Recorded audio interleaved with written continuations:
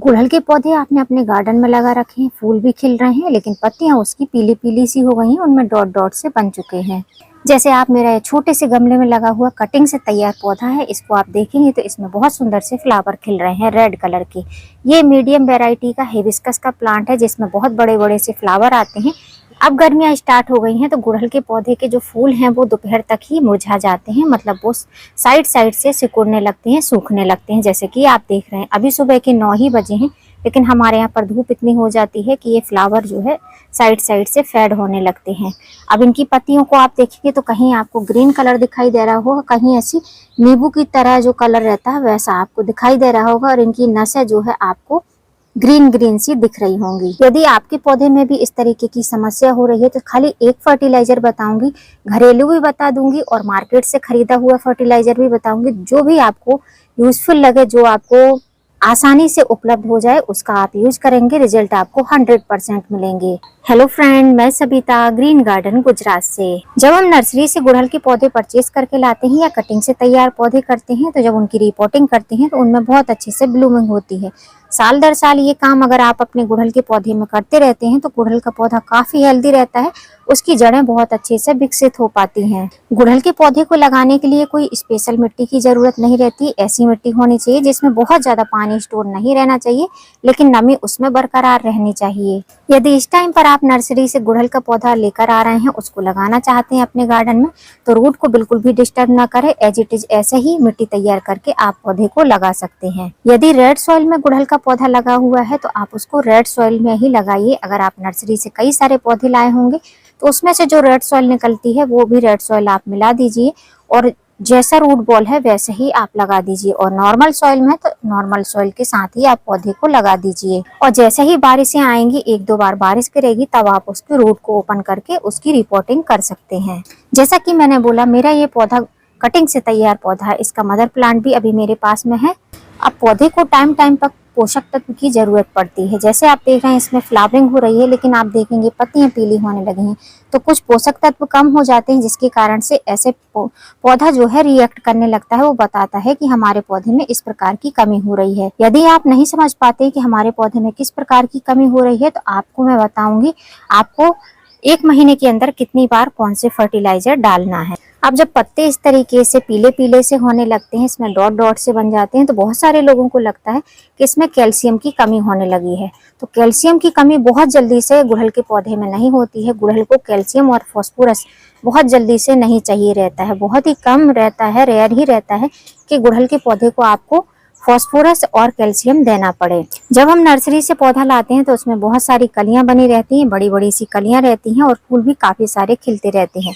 लेकिन जैसे ही हमारे गार्डन में पौधे आते हैं, उसके कुछ दिन बाद ही सारी कलियां झड़ जाती हैं, पत्तियां भी झड़ जाती हैं, पौधा बिल्कुल भी अच्छी तरीके से फ्लावरिंग नहीं करता है।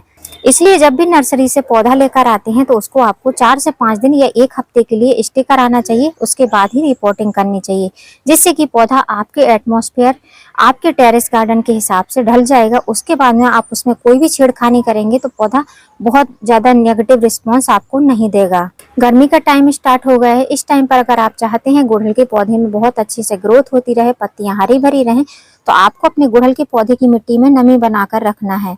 नमी बनाने के लिए आपको शाम के टाइम में वाटरिंग करना चाहिए। अगर आप शाम के टाइम में भूल जाते हैं वाटरिंग करना, तो आपको सुबह 8 बजे से पहले पहले अपने पौधे में वाटरिंग कर देना है। जैसे कि कल मुझे टाइम नहीं मिल पाया शाम के टाइम में, तो मैंने सुबह 6:30 बजे मेरे पौधे में पानी दिया है, जिसके कारण से आपको मिट्टी काफी ज्यादा नम दिखाई दे रही होगी। अब ऐसी नम मिट्टी में आप सोचेंगे कि फर्टिलाइजर कैसे दिया जाए, तो सबसे पहली बात तो फर्टिलाइजर आपको शाम के टाइम ही देना चाहिए। यदि आप कम पौधों की गार्डनिंग करते हैं और आपको आइडिया नहीं है कि हम फर्टिलाइजर अगर दिन में देंगे तो किस तरीके से हमको पौधों की केयर करनी है, इस टाइम पर शाम के टाइम में मुझे बिल्कुल भी टाइम नहीं मिल पाता है, जिसके कारण से मैं सुबह के टाइम ही इनमें फर्टिलाइजर देती हूँ। बहुत लोगों को ऐसा लगता है कि सुबह के टाइम में फर्टिलाइजर दे देंगे, सुबह के टाइम में वाटरिंग कर देंगे तो हमारे पौधे खराब हो जाएंगे। मैं अपने पौधों का टाइम टू टाइम अपडेट भी देती रहती हूँ, बताती रहती हूँ, दिखाती रहती हूँ। तो मेरे पौधे में कोई भी प्रकार की कमी नहीं होती है, किसी प्रकार से पौधे सूखते नहीं है, मरते नहीं है। आज भी मैं इसी तरीके से गीली मिट्टी में ही फर्टिलाइजर देने वाली हूँ, सॉलिड फर्टिलाइजर दूंगी। जो फर्टिलाइजर दूंगी उसको आप 2 तरीके से दे सकते हैं, लिक्विड फॉर्म में भी और सॉलिड फॉर्म में भी। अब सबसे पहले मैं आपको बताऊंगी कि अगर आपके गुड़हल के पौधे में ग्रोथ नहीं हो रही है तो आपको उसमें कौन से फर्टिलाइजर देने चाहिए। यहाँ पर मेरा पौधा देखेंगे तो ऊपर के साइड में आप देखेंगे, इसमें अगर आपको ऊपर के साइड में टिप के साइड में ग्रोथ होती हुई दिख रही है तो समझ लीजिए कि पौधे में नाइट्रोजन की मात्रा अच्छी तरीके से है। और अगर ग्रोथ नहीं हो रही है, बहुत ही सूखी सूखी सी ग्रोथ हो रही है, बिल्कुल पत्तियां एकदम छोटी छोटी सी हैं गुड़हल के पौधे की, तो आप समझ लीजिए कि आपको अपने पौधे को नाइट्रोजन युक्त फर्टिलाइजर देने की जरूरत है। नाइट्रोजन में आप गोबर की खाद दे सकते हैं, जो कि गर्मियों में थोड़ी सी कम मात्रा में देनी चाहिए, या फिर वर्मी कंपोस्ट दे सकते हैं, यह सबसे बेस्ट है। आप इसमें चाय पत्ती का फर्टिलाइजर दे सकते हैं। एक छोटे से गमले के लिए आपको हाफ टेबल स्पून चाय पत्ती, जो फ्रेश चाय पत्ती रहती है, उसका यूज करना चाहिए। इस चाय पत्ती फर्टिलाइजर को आप लिक्विड बनाकर पानी में भिगोकर 6 से 8 घंटे या एक नाइट के लिए भिगोकर भी दे सकते हैं। अब जब पौधे में ग्रोथ हो रही है लेकिन उसमें कलियां नहीं बन रही हैं, फूल नहीं बन रही हैं, तो उसके लिए आपको इसको पोटेशियम रिच खाद देनी चाहिए। पोटेशियम रिच खाद में आप इसको ऑर्गेनिक पोटाश दे सकते हैं, या फिर घरेलू कोई फर्टिलाइजर देना चाहते हैं जिसमें आपका 1 रुपए भी खर्च ना हो तो आप इसमें केले के छिलके दे सकते हैं, आलू के छिलके भी दे सकते हैं। उससे भी आपके पौधे में पोटेशियम की कमी पूरी हो जाएगी। लेकिन अगर आप ऑर्गेनिक पोटाश देंगे तो 1 टेबल स्पून आपको 8 इंच के गमले में देना है। और इस तरीके से छोटा सा गमला है, 8 इंच से कम का गमला है, 8 इंच से छोटा गमला है, तो उसके लिए हाफ टेबल स्पून आपको यूज करना है। उसको आपको महीने में 1 बार ही देना है। और अगर आप आलू के छिलके, केले के छिलके का लिक्विड फर्टिलाइजर या सॉलिड फर्टिलाइजर दे रहे हैं तो आपको महीने में 3 बार उसको यूज करना पड़ेगा। अभी तक मैंने जो 2 फर्टिलाइजर बताए हैं, इससे आपको ये पता चल गया होगा कि अगर आप घरेलू फर्टिलाइजर का यूज करेंगे तो आपको 2 से 3 बार उसको पौधे में देना पड़ेगा। और यदि मार्केट से खरीदा हुआ फर्टिलाइजर यूज करेंगे तो उसको खाली आपको महीने में 1 या 2 बार ही, 1 बार दे देंगे तब भी पौधा हेल्दी रहेगा, 2 बार देंगे तो सबसे बेस्ट रहेगा। लेकिन ये 2 बार वाला प्रोसेस जो है सर्दियों के लिए है। गर्मियों में आपको 1 बार ही फर्टिलाइजर देना है। गर्मियों में पौधे को कम मात्रा में खाद देनी है और जो है कम समय के लिए देनी है, मतलब कम टाइम में देनी है। अब तीसरा आता है कि ये जो पौधे की पत्तियां पीली हो रही हैं, ये क्यों हो रही हैं? तो ये पत्तियां पीली नहीं है, ये कुछ इस तरीके से हैं। तो ये जो रहती हैं ये मैग्नीशियम की कमी की वजह से होती हैं। जब पौधे को सनलाइट तो बराबर मिलती है लेकिन पौधा भोजन बहुत अच्छे से ग्रहण नहीं कर पा रहा है, प्रकाश संश्लेषण की प्रक्रिया पौधे में अच्छे से नहीं हो पा रही है, तो पत्तियां इस तरीके से पीली हो जाती हैं। तो प्रकाश संश्लेषण की प्रक्रिया पौधे में अच्छे से हो पाए, मैग्नीशियम की कमी पूरी हो पाए, उसके लिए भी आपको मैं 2 फर्टिलाइजर बताऊंगी। अब मैं जो देने वाली हूँ वो है ये फर्टिलाइजर, जिसको बोलते हैं magnesium sulphate Epsom salt. Epsom salt आपके पौधे में हो रही मैग्नीशियम की कमी को दूर करता है, प्रकाश संश्लेषण की प्रक्रिया को बढ़ाता है और पौधे को हेल्दी बनाता है। पौधे में आप जितने भी पोषक तत्व देते हैं, अगर उसके साथ में आप मैग्नीशियम सल्फेट अपने पौधे में डाल देते हैं तो आपके पौधे में जितने भी फर्टिलाइजर दिए जाते हैं, पौधा बहुत जल्दी से जड़ों तक लेकर जाते हैं और पौधे की ग्रोथ बहुत फास्ट होती है। पौधा बहुत तेजी से फूल और कलियां बनाता है और पत्तियां भी हरी भरी बनी रहती हैं। तो यदि पौधे में पत्तियां पीली हो रही हैं, उसकी नसें आपको इस तरीके से येलो येलो सी दिखाई दे रही हैं, नसों के बाजू बाजू की पत्तियां येलो येलो सी दिख रही हैं, नस वाइट वाइट सी दिख रही हैं, तो आपको मैग्नीशियम सल्फेट डालना है, जिसको बोलते हैं एप्सम सॉल्ट। अब 8 इंच से छोटा गमला है तो हम हाफ टेबल स्पून से थोड़ा सा कम इसको लेंगे। एक छोटी टेबल स्पून से, ये बड़ी टेबल स्पून है तो एक छोटी टेबल स्पून से हाफ टेबल स्पून आपको लेना है। मिट्टी में काफी अच्छे से नमी है तो आपको इस तरीके से सॉलिड फॉर्म में ही इसको दे देना है। और अभी सुबह का टाइम है, सुबह अभी 7:30 बज रहे हैं, लेकिन हमारे यहाँ पर धूप है, लेकिन आप देखेंगे तो पौधा छाए में रखा हुआ है। अब गमले में मैंने इस तरीके से स्प्रिंकल कर दिया है, क्योंकि ये धीमे धीमे से जैसे ही पानी इसको मिलता जाएगा ये जो ग्रेन्यूल्स हैं अपने आप ही घुलते जाएंगे। और अगर आपको डाउट लगता है तो आपको इसमें थोड़ी सी मात्रा में ऊपर से पानी डाल देना है, इस तरीके से थोड़ा सा पानी डाल देना है। अब मैंने इसको सॉलिड फॉर्म में दिया है। अब यदि आप इसको लिक्विड फॉर्म में देना चाहते हैं तो एक छोटा सा गिलास या मग ले लेना है और उसमें आपको 1 गिलास पानी ले लेना है, लगभग 1 गिलास ही पानी लेना है। और उसके बाद में हाफ टेबल स्पून या उससे थोड़ा सा कम आपको एप्सम सॉल्ट लेना है और इसको पानी में इस तरीके से डाल देना है। 5 से 7 मिनट लगेगा, ये जो है पानी में अच्छे से घुलनशील हो जाएगा। ये जो एप्सम सॉल्ट है ये डिजोल्व हो जाता है पानी में और ये आपको मार्केट में बहुत आसानी से मिल जाएगा। ऑनलाइन भी आपको मिल जाएगा और ऑफलाइन भी आपको एप्सम सॉल्ट बहुत आसानी से नर्सरी वगैरह में मिल जाएगा। ये 2 तरीके के ग्रेन्यूल्स फॉर्म में मिलता है। जिस तरीके से मेरे ग्रेन्यूल्स फॉर्म है ये थोड़े से बड़े हैं, एक पाउडर की तरह आता है जो बहुत जल्दी से 2 मिनट के अंदर ही पानी में डिजोल्व हो जाता है। अब ये तो मैंने मार्केट वाला आपको एप्सम सॉल्ट बता दिया है। अब मैं आपको घरेलू एप्सम सॉल्ट बताऊंगी। यदि आपके पास में ये एप्सम सॉल्ट नहीं है तो आप इसकी जगह कौन सा एप्सम सॉल्ट दे सकते हैं।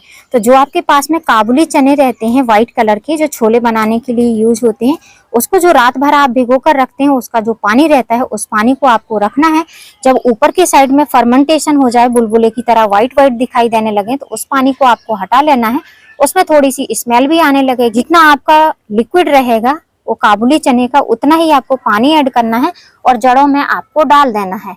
उसको आप जड़ों में भी डाल सकते हैं और उसको आप पत्तियों पर भी स्प्रे कर सकते हैं, स्प्रे बोतल में भर के। इस तरीके से आप घर में भी एप्सम सॉल्ट अपने पौधों के लिए बना सकते हैं। अब जो मैंने एप्सम सॉल्ट दिया है, इसको 15 दिन में एक बार आपको अपने पौधे में अप्लाई करना है।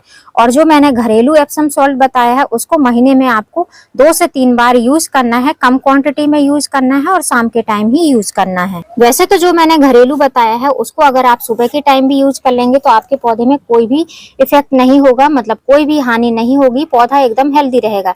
बस ध्यान इतना ही रखना है कि पौधे को आपको उठाकर छाया में रख देना है। तो यदि आप ये चीजों का ध्यान रखेंगे तो आप सुबह के टाइम भी अगर फर्टिलाइजर और पानी देते रहेंगे पौधे में, तो आपके पौधे कभी भी खराब नहीं होंगे। क्योंकि मैं साल दर साल ऐसे ही गार्डनिंग करती हूँ, पौधे मेरे एकदम हेल्दी बने रहते हैं। तो जिन लोगों को ये डर सताता है कि अब हम शाम के टाइम में पानी नहीं दे पाए हैं, सुबह के टाइम में तो दे ही नहीं सकते हैं, नहीं तो पौधे मर जाएंगे, तो ऐसा कुछ भी नहीं है। सुबह के टाइम जल्दी उठ के जब धूप नहीं निकली रहती है, तब आप अपने पौधे में शावरिंग भी कर सकते हैं, वाटरिंग भी कर सकते हैं और फर्टिलाइजर भी दे सकते हैं। 2 से 3 घंटे अगर मिल जाएंगे धूप होने के पहले पौधे को, तो अब भी पौधे में फर्टिलाइजर बहुत अच्छे से जड़ों तक पहुंच जाता है और पौधा एकदम से हेल्दी रहता है। बस गर्मियों में अगर आप फर्टिलाइजर दे रहे हैं तो आपको हमेशा याद रखना है कि गमले की मिट्टी में नमी होनी चाहिए।